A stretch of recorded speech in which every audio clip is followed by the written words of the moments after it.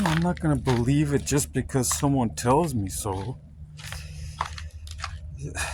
There's a lot of different beliefs out there, and everyone's trying to convince you that their beliefs are correct.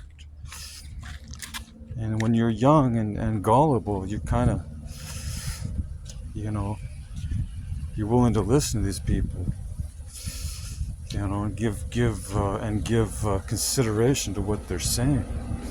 But as you get older and you start to realize the world's a lot bigger, and that the world has got many different beliefs and many different practices and doctrines and many different religions and philosophies.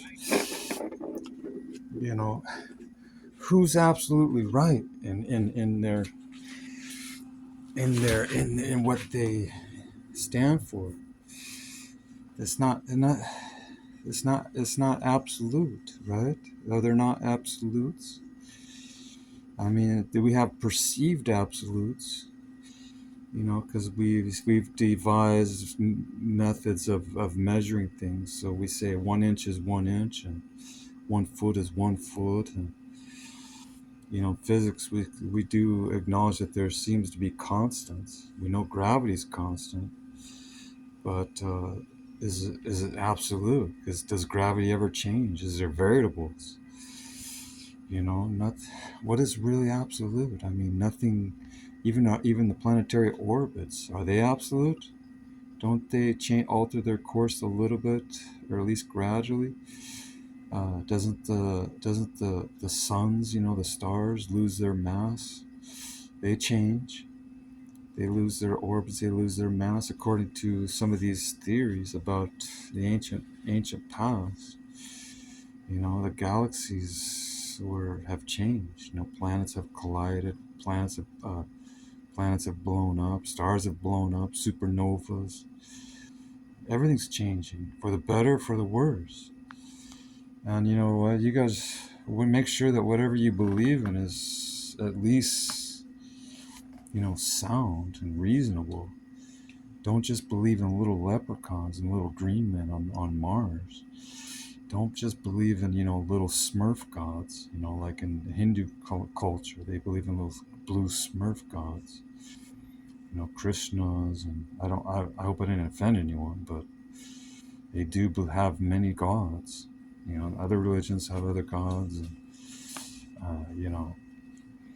they've, objects of worship, shrines, if you will. Just inanimate objects that they ascribe power to, and they ascribe honor and respect to. Sometimes more so than other people who have. When you're supposed to love your neighbor, according to many religions, you're supposed to love other people.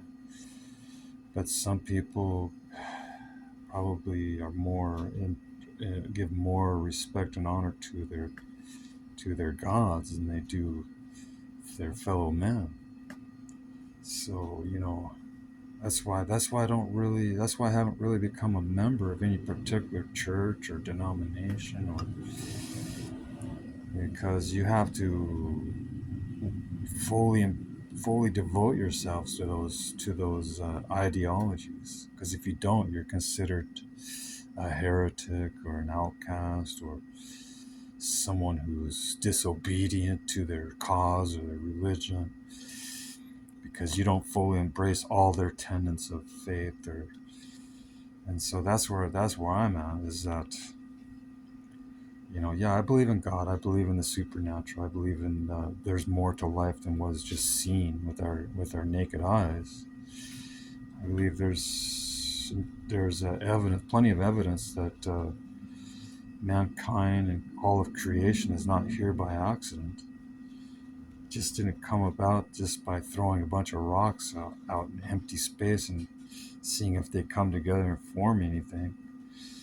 That's Darwinian. That's the Big Bang Theory. I do believe in that there were explosions in space, and it just definitely changed the molecular structure of these rock masses or whatever, gaseous masses. It alters their destiny, their course. Because there's collisions, there's impacts, there's there's consumption of energies, fuel, which is, the nuclear fusions. That all changes because it burns out, it loses its strength, it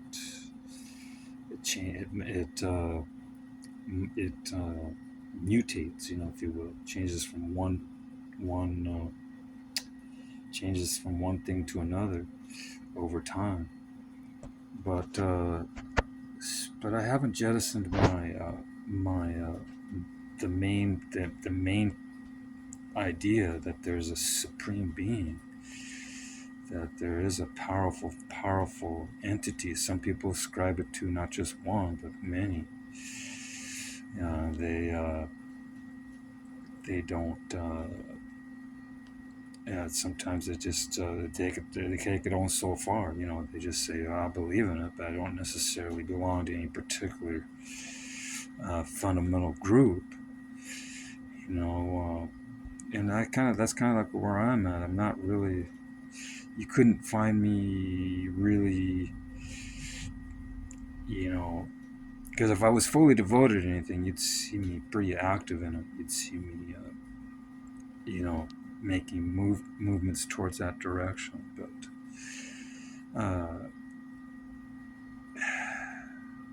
do you really want to invest your life in something that particular version may not be correct? Maybe what you were taught was maybe partially true or half true, but it may not be the full picture. It may not be absolutely true. For example, I grew up in an ultra Pentecostal church, and I tell you what, looking back on it, it was more cultic than it was anything else. Similar to some of the practices of other religions and other parts of the world. You have these gurus, and then you have their devotees, their followers, and if he barks, everyone else barks. And if they start foaming at the mouth, like rabid dogs, everyone else starts foaming at the mouth like rabid dogs. I've seen it. It's kind of scary. But in the 60s and 70s, people were known to do it, and they were known to doing that. They wanted to find the drug culture, the hippie culture. They were trying to find themselves in mysticisms, and all these quirky kind of beliefs and practices. They perform rituals on themselves and on other people. It was satanic. It was of the devil. But if you believe in the devil, devil means different things to different people.